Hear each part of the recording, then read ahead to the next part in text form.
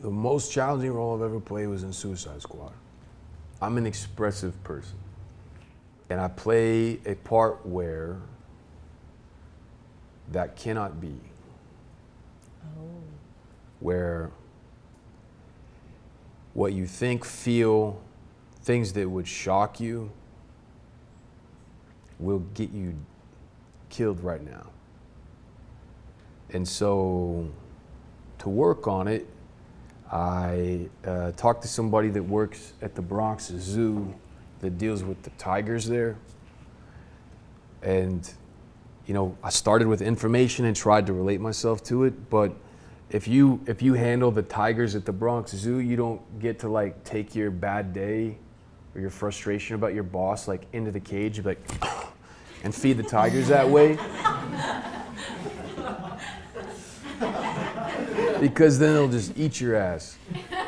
Or not, they'll just maul you and look at you and be like, hey, shouldn't have done that. And in the movie, I work for a guy that's not unlike that.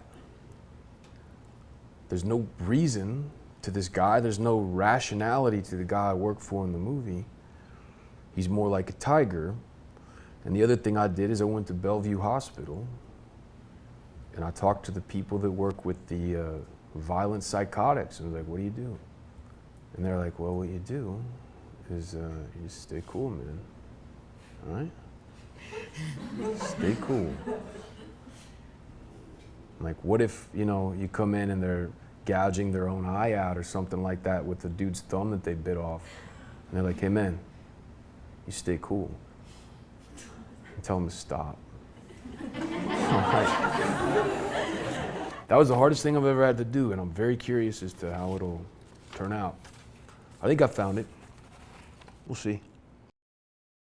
I showed up on that movie, saw David, did a table read with this great cast. Will Smith's exactly who you think he is.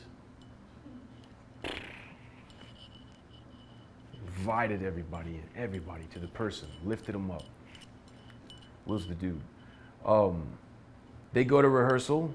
I say to Dave, why am I here? I'm not part of the squad. I got my thing. And he went, fuck off, get out of here. So I go and they say, we're gonna bring you to this dude.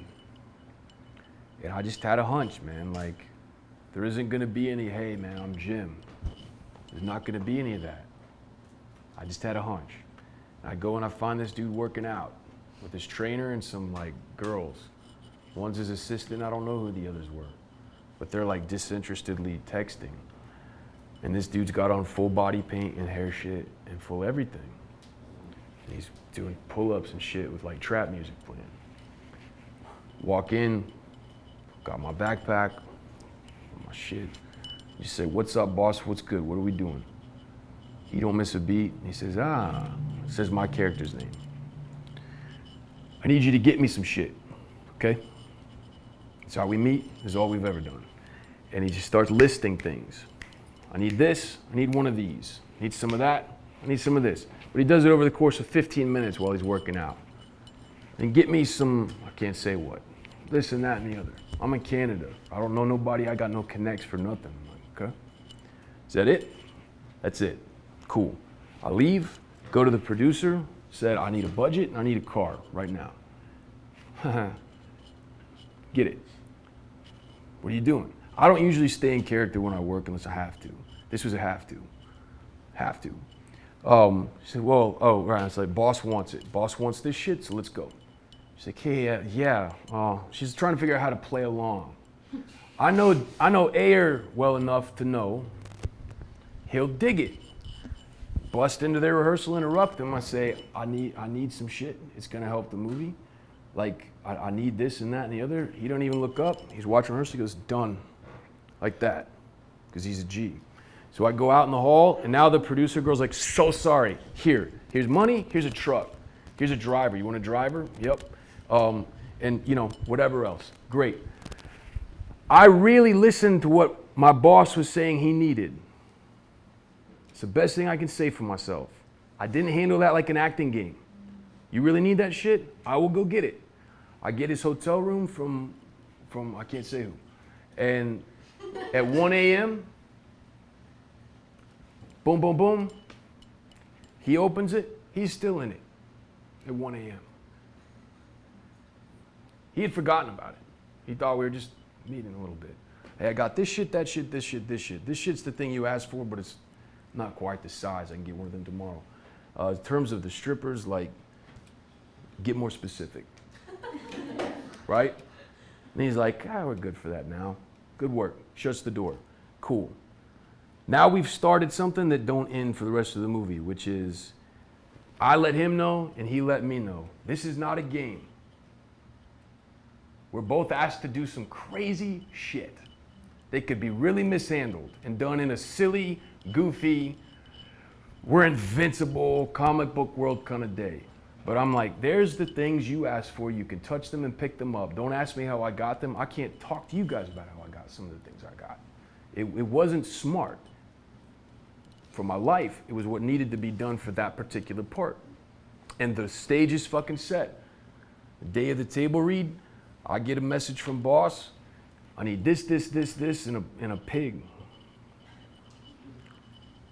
Again, I saw the dudes at the psych ward. You don't go, what? Done. When? This time, okay? Oh, it's Friday in Canada. The butcher shop's closed in 20 minutes. Done. Live animal was one of the things. Some other shit, some other crazy shit. Pig, ammunition, this and that. Don't ask permission, don't tell anybody, don't do nothing. It's the final rehearsal for the squad. And I got my gear on and kicked the door down, interrupt their rehearsal, said I got a message from my boss. Slam the dead pig on the table in front of Will Smith. Hand everybody a bullet. Hand Margot a black rat in a box with roses. The box had to be black, so I went to the paint shop and painted the motherfucker black. The roses had to be black. They weren't selling black roses in Canada that day, so I had to paint them too. Make sure the rat don't die because of the paint. 20 minutes, activity. Got it done. Behind the scenes, filmed it, whatever. But got it done. So now he knows, this dude and me, we do our thing together. That's all we've got for that movie.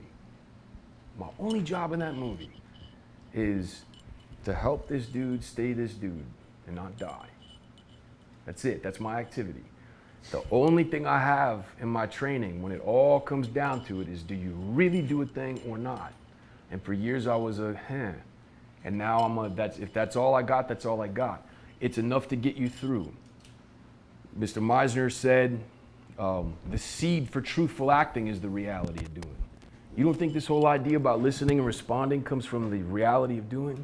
It's everything, man. I don't even remember what your question was anymore. It wasn't about my responding and my emotion. Believe me, I feel quite a lot in that movie. I asked to have sunglasses for the whole movie, though, so that nobody has to see what the fuck I feel, because it would get me killed. This part, as interpreted by this actor and director, they built this part together, is not able to make decisions. My boss in this movie is only a responder.